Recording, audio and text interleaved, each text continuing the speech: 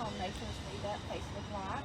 I'm Sherry Pruitt with Golden Isles Development Authority, here with my notes so I don't forget anything. Let me give you a quick background first on how this has started. We started the Makers Meetup to help entrepreneurs such as Tyler Dominey meet other entrepreneurs and share ideas with each other. So I would like to welcome Tyler Dominey with Tyler, let me get this correct, Tyler, Propeller, and Metal Art. Yep, Tyler Dominey, Propeller, and Metal Art. Thank you for joining us. Can you just tell us how you got started and how people can find you? Yeah, so basically a little history. The family business started back in 1967 with my grandfather, Oscar Dominey, and we had a little shack down the road, and we started very small. My father took over the business when I was born and bought this property, and about 8 years ago I took it over. And now I have my son, which is fourth generation, Preston. My father's Jack. My son, fourth generation Preston, and he's going to be the next in line. But we started doing very small repair machine work. We eventually moved up to work on yacht propellers, which is primarily what I do. And then I expanded that into metal art. We also do hydraulic cylinder repair, which my son is all excited about. So that's something he's deep into. How old's your son? My son is 16. Oh, that's perfect. Yeah, he's 16 and he's doing very well. He loves it. So there's nothing better than your child to love Yes. to work. Yes.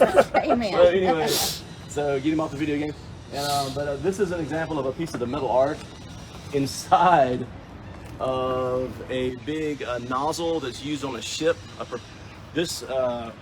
propeller goes inside this, and it acts sort of like a jet propulsion for a boat. So we attained this, and then I just decided to put one of my original sculptures in here. This is how I started, with a very large, heavy standing sculptures. When did you start doing the sculptures? I started doing sculptures as soon as I got married, back in '97. We started shopping for the house, and we went to Pier 1, and I figured a lot of the stuff that was made out of metal, I'm like, well, this is right up my alley. So I'm like, and one up this. let me go. So I went to the shop, and I stayed to the shop till 1 o'clock in the morning, making about everything I saw at Pier 1. Wow. So, and then I brought it to a gallery downtown Brunswick. And she told me to make a goldfish. She says, make something that kind of complements the area that we live in. And I made a goldfish, and it sold in 3 days for like $150, a little goldfish. Wow. And then just everything started clicking there. So that's how it started. And then so I just started going with marine life. I love marine life. I love our coastal environment. So that's just what I stayed with, and it's worked. Yep. Done well. Well, we'll go ahead and walk in and we'll lead the way. All right. I love that you're at your fourth generation. Yep, fourth generation. Can't believe it's lasted that long. Good thing.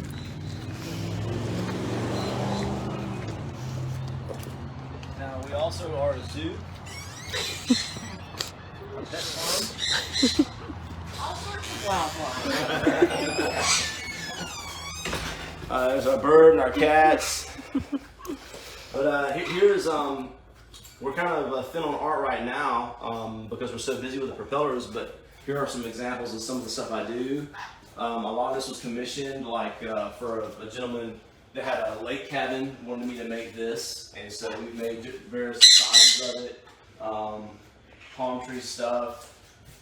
And this sculpture here, there's very one similar that I actually traded with the owner of Halyard's restaurant on St. Simon's Island. He thought my art was cool, and I thought his food and wine were very tasty. So I thought it was a good trade. That is great. That's a great trade. So this is our little office. Now this is a machine shop, so it's not a very clean atmosphere. It's not like we're going to a hotel. But here's some more examples. One of my recent examples. Yeah, these have been pretty popular. The seahorses have been pretty popular. This one up here, this is kind of like my custom pieces that I like to make. This one in particular here has manta rays. We have a group of manta rays swimming, and I have kind of like a background, like a modernistic, abstract background of what should be like the reflection of water in the top layer and down the And the coloring you get behind it, is that burnt in? Yep, all the coloring is done with heat coloring. So I don't. The only paint I use is this clear coat Rust-Oleum to preserve the metal so it doesn't rust. But all of the coloring, I tried different things through the years, and so I found out my niche is to make all of my colors strictly just using heat. Yeah. But if you want to step out of the shop here.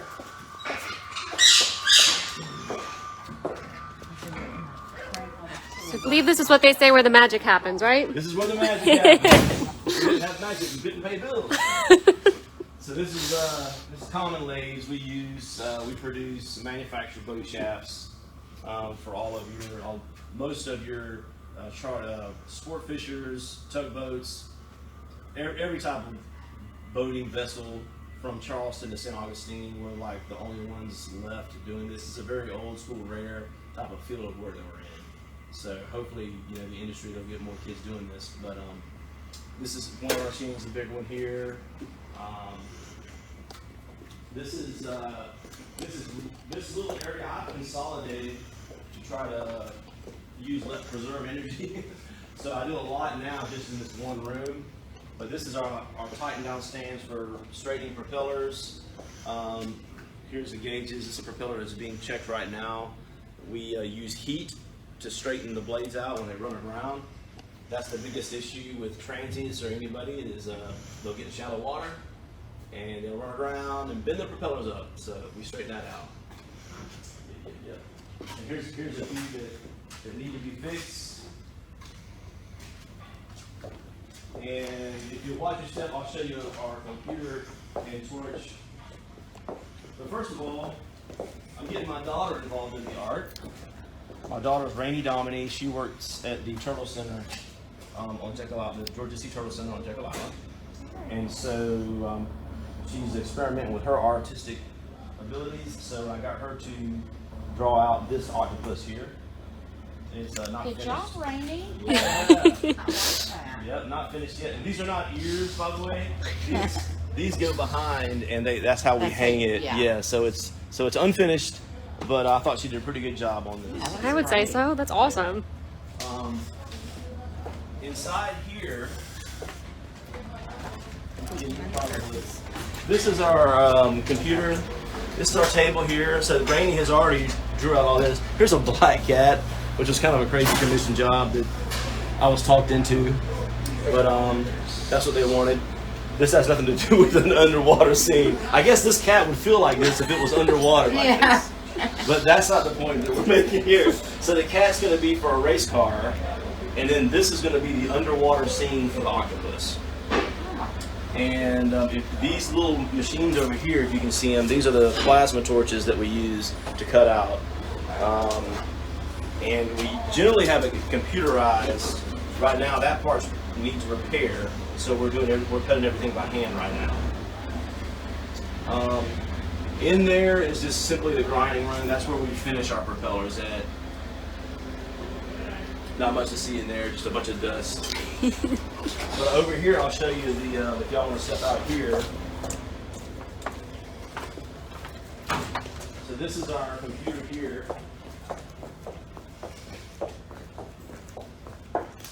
We actually have a new one on the way, but this is what probes and checks the propeller here. So this slides down, and the propeller sits here, and it'll check several different radiuses on the propeller, and that lets us know how far out of whack we are and how to get it right in tune and balance and everything. But basically that's about it.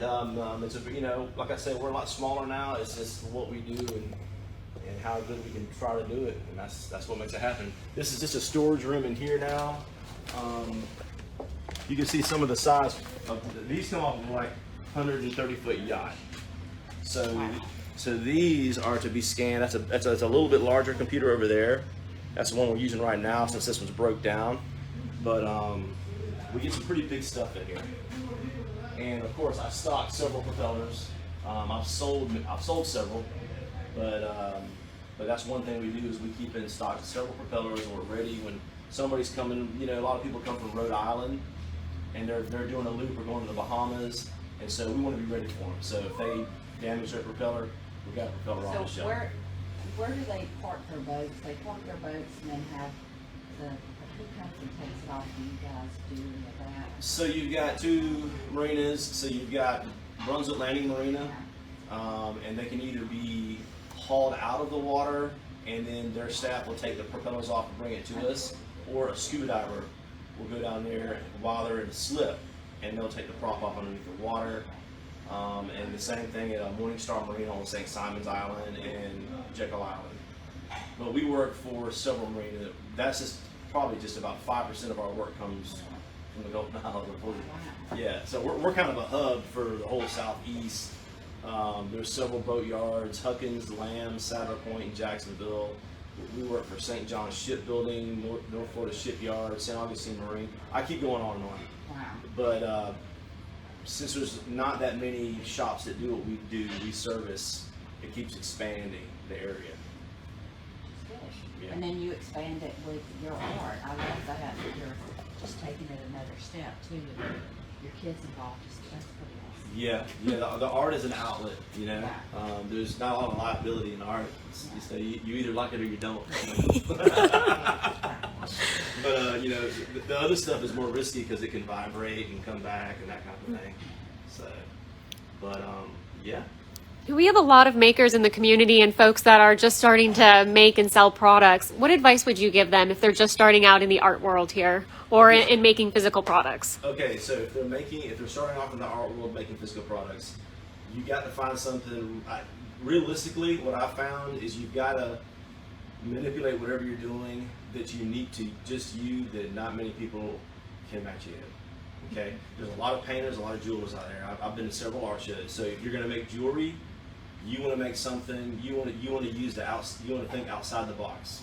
You got to.